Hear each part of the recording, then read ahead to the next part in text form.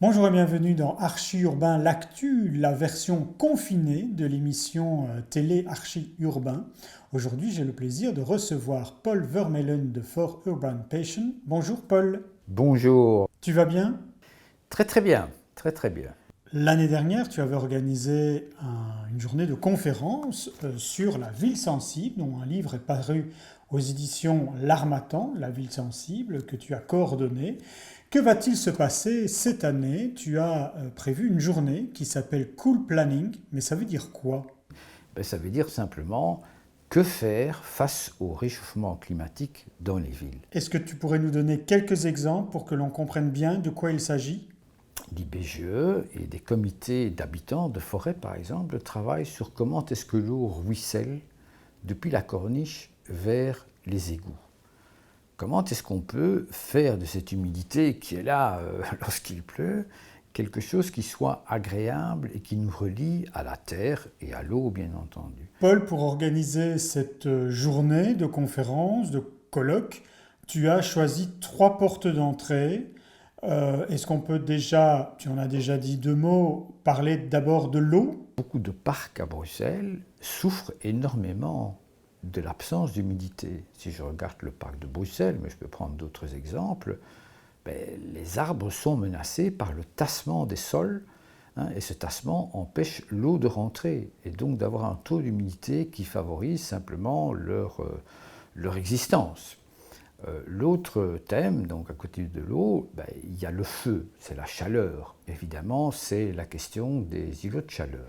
Et le dernier élément, c'est bien sûr le sol, si on peut dire. Et donc on est là avec des questions de comment est-ce qu'on peut aujourd'hui, à travers notamment tout ce qui est le recyclage dans le bâtiment, la réutilisation des matériaux, parce que c'est ça que le sol vit de façon un peu générique, accroître l'économie circulaire dans le domaine de l'architecture et de l'urbanisme, bien entendu. Dans notre agenda, il va falloir cocher deux dates, celle du 6 octobre pour aller écouter Michel Devigne en conférence, ça c'est à Beaux-Arts toujours, mais le 21 octobre, ça c'est la journée du colloque. Michel Devigne, c'est un des paysagistes les plus renommés en Europe, qui intervient dans différentes villes, je ne vais pas toutes les citer, mais qui a une approche qui est assez originale.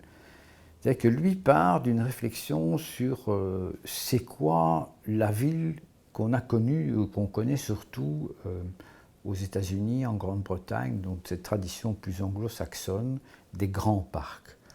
Comment est-ce que ces grands parcs, qui quelque part ceinturent aussi nos villes, forêt de Soignes, que sais-je encore, forêt de Meysse ou de Laeken, que sais-je encore, parc Roi-Baudouin, peuvent être reliés entre eux et irriguer de leur verdure l'ensemble de la ville. Donc c'est un paysagiste qui crée une sorte de vision dans les villes où il intervient.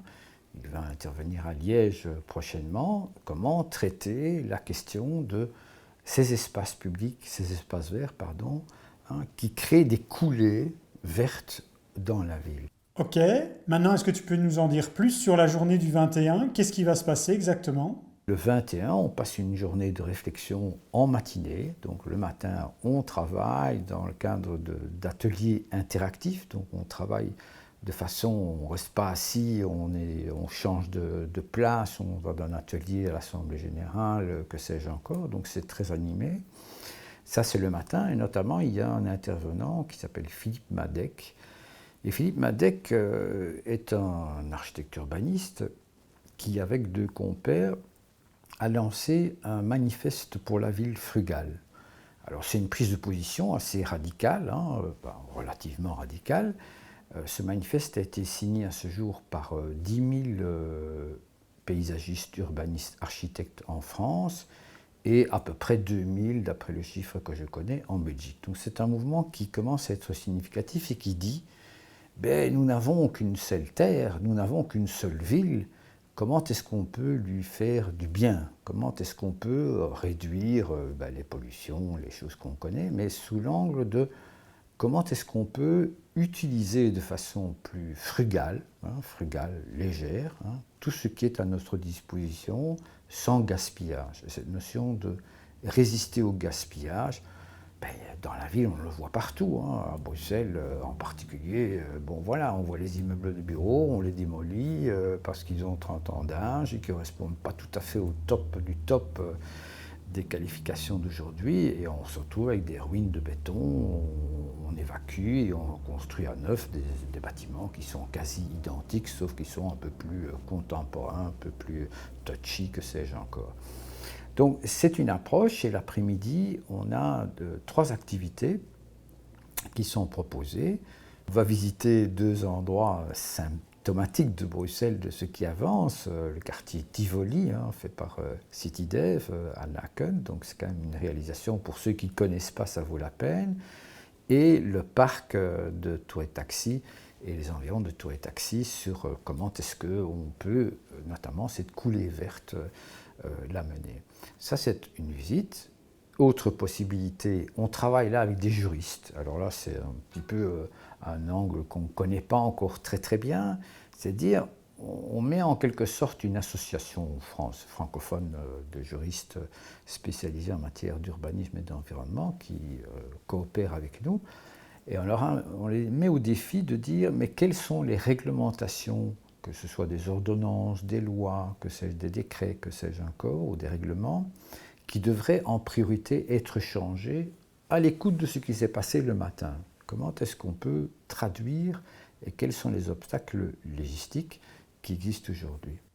Paul, je vais résumer l'information pour que l'on soit bien clair. Les 2 dates, le 6 octobre et le 21 octobre, ça se déroule à Beaux-Arts. Il manque juste encore une petite chose, le site internet, pour s'inscrire et pour avoir encore plus d'informations que ce que tu as donné.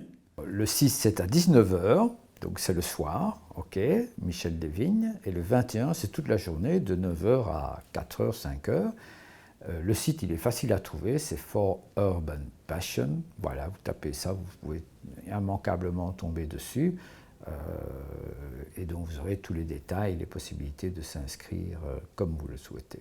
Paul, je te remercie pour toutes ces explications et je vous remercie également d'avoir regardé et écouté cette émission. On se retrouve très vite pour un nouvel épisode d'Archi Urbain, l'actu. À bientôt. Au revoir.